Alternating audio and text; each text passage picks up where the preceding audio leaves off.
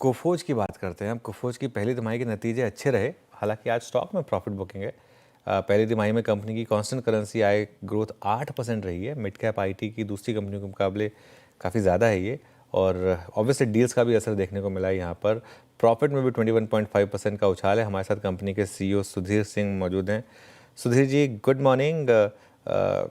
एक चीज़ मुझे आपसे पूछनी थी कि एक ऐसा क्वार्टर जिसमें ज़्यादातर आईटी कंपनियों में या तो डी ग्रोथ रही है या मैक्सिमम 3% की कांस्टेंट करेंसी रेवेन्यू ग्रोथ रही है, ये जो 8% की कांस्टेंट करेंसी रेवेन्यू ग्रोथ आपने डिलीवर की है, ये कहाँ से आई, और क्या ये वन ऑफ है या आप आगे भी इसी तरीके के नंबर्स डिलीवर करेंगे? ये वन ऑफ बिल्कुल नहीं है। मैं शुरुआत में ये बिल्कुल स्पष्ट करना चाहूंगा, ये वन ऑफ नहीं है। हमने अभी अपनी इन्वेस्टर कॉल 8:15 से 9:15 खत्म करी थी आज सुबह, और उसमें भी हमने बोला कि अगर आप हमारे इस क्वार्टर के नंबर देखें, क्वार्टर 1 के, तो जो 8% सीसी ग्रोथ सीक्वेंशियल हमने डिलीवर करी है, जो कि डॉलर टर्म्स में 9.8% सीसी सीक्वेंशियल ग्रोथ है, उसमें ऑर्गेनिक सीसी सीक्वेंशियल ग्रोथ 6% की थी। हमारा ये मानना है कि क्वार्टर 2 जो शुरू हो चुका है, उसमें भी हमारी ऑर्गेनिक सीसी ग्रोथ इतनी ही रोबस्ट, इसी के करीब इतनी ही रोबस्ट रहेगी और तकरीबन इतनी ही रहेगी। तो हमारा ये मानना है कि ये वन ऑफ नहीं है। क्वार्टर 2 भी सॉलिड रहेगा और पूरा फिस्कल ईयर 26 हमारे पॉइंट ऑफ व्यू से बड़ा सॉलिड रहेगा। हमारा ये मानना है कि देयर आर 3 रीजंस जिनकी की वजह से कि हमारी ये ग्रोथ इंडस्ट्री के मुकाबले आगे रही है, और ये स्ट्रक्चरल रीजंस। नंबर 1, कोफोर्ज की जो एग्जीक्यूशन की इंटेंसिटी है, इसको हम बार बार कहते हैं, that execution intensity is uniquely our own. Every aspect of what we do, the detail in which we get into. दूसरा रीजन जिसकी वजह से कि हम ये अच्छा करते हैं, वो हमारा हाइपर स्पेशलाइजेशन रहा है।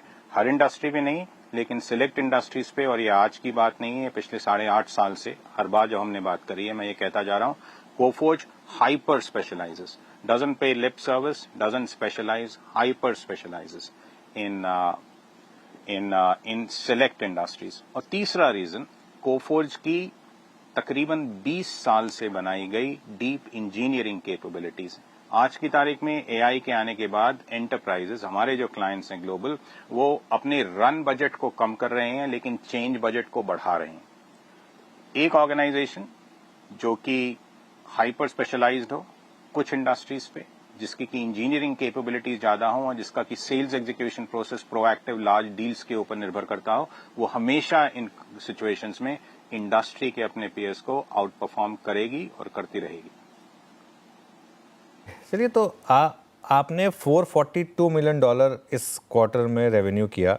अगर इसको एक्स्ट्रापोलेट करें तो क्या FY26 में ही फिर $2 बिलियन के करीब पहुंच सकते हैं? मतलब बहुत कम ही मामला रहेगा। आप पहले तो FY27 में $2 बिलियन की बात करते थे, FY26 में ही पॉसिबल है क्या?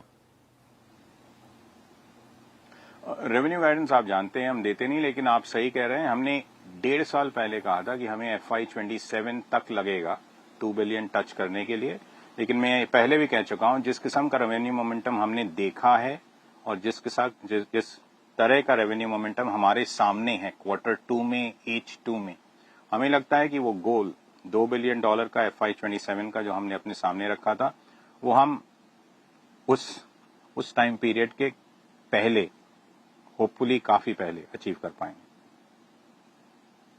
अच्छा सुधीर जी, नमस्कार, वीरेंद्र बोल रहा हूँ। ये मार्जिन्स आपके इस क्वार्टर में अपरिवर्तित रहे, 13.2 अनचेंज्ड। आगे आने वाले 1-2 क्वार्टर्स के लिए आपका मार्जिन्स का आउटलुक क्या है? क्योंकि 1 जुलाई से आपका सैलरी हाइक, वेज हाइक भी इफेक्टिव होगा, और बाकी कॉस्ट फैक्टर्स को देखते हुए मार्जिन्स की ट्रैजेक्टरी क्या नजर आ रही है आपको? वीरेंद्र जी, मार्जिन की ट्रैजेक्टरी स्ट्रांगली पॉजिटिव है, और मैं जानता हूं मेरी ये कमेंट्री आपने जो दूसरी कंपनी से सुनी होगी उनसे अलग है। इस क्वार्टर हमारी रिपोर्टेड ईबिट मार्जिन 13.2% थी। हमारी ईबिटा सीक्वेंशियली 61 बिप्स से बढ़ी है। इस क्वार्टर में हमने एक बहुत बड़ी डील का रैंप अप किया, और उस रैंप अप के कॉस्ट के बावजूद 13.2% रिपोर्टेड ईबिट मार्जिन आई है। हमारा ये मानना है, और हमने अपने इन्वेस्टर कॉल में भी कहा, फिस्कल ईयर 26 में, इसी साल में 13.2% के क्वार्टर 1 के ईबिट मार्जिन के बाद पूरे साल के लिए हमारा ये प्रयत्न रहेगा कि हम 14% रिपोर्टेड ईबिट डिलीवर करें। अच्छा, ये बीएफएस सेगमेंट में, banking and financial services segment में इस बार एक डिक्लाइन है सर सीक्वेंशली, ये सिर्फ वन ऑफ है क्योंकि अब तक ये सेगमेंट काफ़ी स्ट्रॉन्ग रहा है आपके लिए, और कुछ वर्टिकल्स जो कि स्ट्रॉन्ग जी कर रहे हैं या फिर कमज़ोर कर रहे हैं, इस पर थोड़ी सी आपकी कमेंट्री जानना चाहूँगा। जी बीएफएस का वर्टिकल आपने कहा कि सीक्वेंशियल डिक्लाइन रहा है, लेकिन अगर आप हमारे बैंकिंग के बिजनेस को देखें तो ईयर ऑन ईयर बेसिस पे 32% ग्रोथ आ रही है, जो कि मेरे ख्याल में किसी भी कंपनी के बैंकिंग बिजनेस के लिए it should be one of the highest across the world. ये वन ऑफ था। Q2 ऑनवर्ड्स आप देखेंगे कि बैंकिंग के fortunes will again start tying back to the fortunes of Coforge and the growth momentum, जिसकी कि मैं बार बार आपसे बात कर रहा हूं। इसी क्वार्टर में अगर आप देखें बैंकिंग के बाहर सेबर की डील के रैंप अप की वजह से Sabre year on year travel का हमारा बिजनेस अब करीब 92% ग्रो कर रहा है।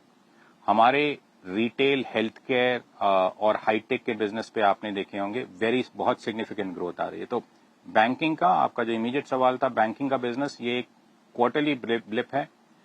उस ब्लिप के बावजूद हम 32% year on year banking business में ग्रो कर रहे हैं और हमारा ये मानना है कि बैंकिंग का बिजनेस इस साल पिछले 5 सालों की तरह बहुत स्ट्रांगली परफॉर्म करेगा। बहुत इंटरेस्टिंग है सुधीर जी। हाँ, ऑब्वियसली आई नो कि आपका काम अपना काम करना है, लेकिन स्टॉक 6% नीचे है आज। ऐसा कुछ आपने कुछ इंडिकेट किया है कि जो मार्केट को पसंद ना आया हो, कुछ सॉफ्टनेस किसी तरीके की किसी वर्टिकल में, ऐसा कुछ कहा है क्या? क्योंकि मैं देख रहा हूँ 6% स्टॉक नीचे आज, और ऐसा भी नहीं कि उससे पहले कोई बहुत ज़्यादा स्ट्रॉन्ग पोजिशनिंग रही हो। कोई कहीं कुछ किसी किस्म की नेगेटिविटी भी है क्या? Absolutely nothing. मैं स्टॉक परफॉर्मेंस पे और स्टॉक के फ्लक्चुएशंस पे तो कमेंट नहीं कर पाऊंगा, लेकिन परफॉर्मेंस पे हर मेट्रिक, अगर मैं आपको गिनाऊं, हर मेट्रिक 5 लार्ज डील साइन हुई हैं Q1 में। Q1 के एंड में next 12 month signed order book 46.9% higher है compare to the same time last year. EBIT margin का आउटलुक बहुत पॉजिटिव है। मैंने आपको बताया 14% ईबिट हम टारगेट कर रहे हैं इस साल का। हमारी Q2 की पाइपलाइन, हमारी H2 की पाइपलाइन बहुत स्ट्रांग है।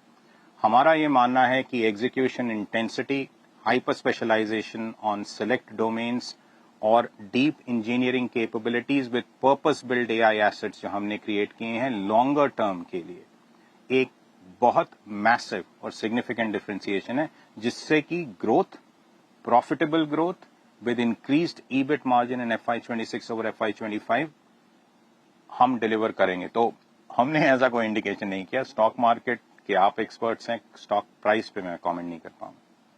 जी बिल्कुल सुधीर जी, एक चीज़ जो मैंने सीखी है 22 साल में, स्टॉक मार्केट में कोई एक्सपर्ट नहीं है, सब सिर्फ अंदाज़ा ही लगा सकते हैं। Thank you so much. और आप अपना